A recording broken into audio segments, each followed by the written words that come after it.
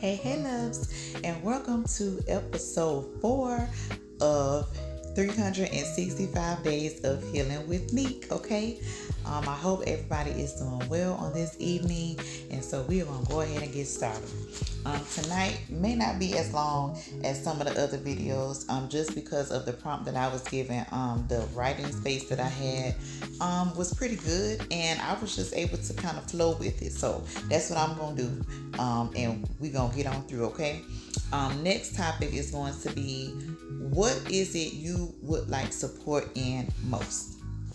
I had to really sit down and think about this question as well.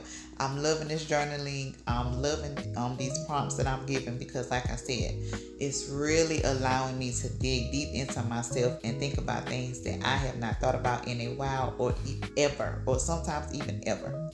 So, what I said was, I would like the most support in building emotional clarity and my self belief. I often get overwhelmed and I experience burnout. I self-sabotage a lot, and that just comes from the things that I have been through in my life. I have a hard time with trusting. I have a hard time with looking at myself sometimes and thinking that I'm enough, that I'm giving enough. Sometimes I think that I'm not doing enough and I am not enough. So building on that emotional clarity and that self-belief and self-esteem that I have in myself, yes. And I am in therapy. But again, those are things that I'm still working through. I feel unsure about my path in life. I know that I am put on this earth to help people. I have a gift when it comes to a lot of different things, especially when it comes to explaining and talking and, getting people to feel a certain type of way whenever I'm talking about things. But again, I feel unsure about my path in life because I just don't feel like I'm established enough. And even though, yes, I am starting over, I don't really know like what my niche is, like, what exactly is it that I'm going to do. I just kind of feel like it's just meant for me to have my hand in like 6 different honey pots. And I have to take it, for what it is and just build on that, because I don't have just one thing that I'm made for, because I'm so well rounded. Like, I need to overcome limiting beliefs. Again, thinking I'm not enough, thinking I'm not doing enough, I can't do enough, I'm not doing enough. I need to overcome those limiting beliefs. I need to manage my perfectionism and the fear that I have of failure. Yeah, that hit home for me. It did. Because even though I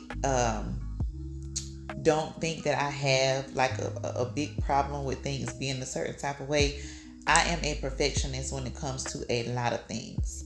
And it sometimes comes off as me being overwhelmed and angry because I am such a perfectionist when it comes to certain things. I think I do have a little bit of OCD, probably, but that just makes me into being better. And yes, my fear of failure. I have had certain things that I have given up in life due to certain circumstances, or different things, and failure has never been an option for me. I've never wanted to fail at anything in my life, but I had to also understand I'm not perfect. I can't take every little thing that I might not do correctly and just down myself about it, because anytime and every time I'm doing my best. I need to learn that setbacks are data points for me to learn and not a disastrous event. So instead of me feeling like every time a setback happens, it's just like, oh my God, like, why is this happening to me? I need to take that as a learning lesson and a stepping stone or a data point, like what I was saying before. Sometimes I get a little tongue tied. But yeah, having that as to say, I'm learning, and I'm not failing. And that's okay again. I need to master establishing boundaries and saying no more. And only participating in activities that align with my values. In which would entail me protecting my time and my mental space. Come on, somebody. I mean, I'm learning so much, and it's really coming off refreshing because I am putting in this work, and I'm finding out so much about myself.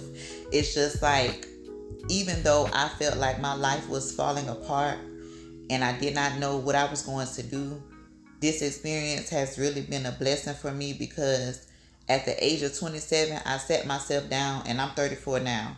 At the age of 27, I sat myself down and I said to myself, I really do think that you are just not learning who you are.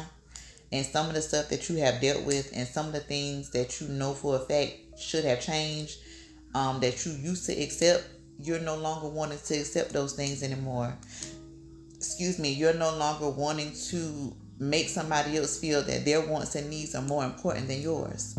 You are going through this for a reason.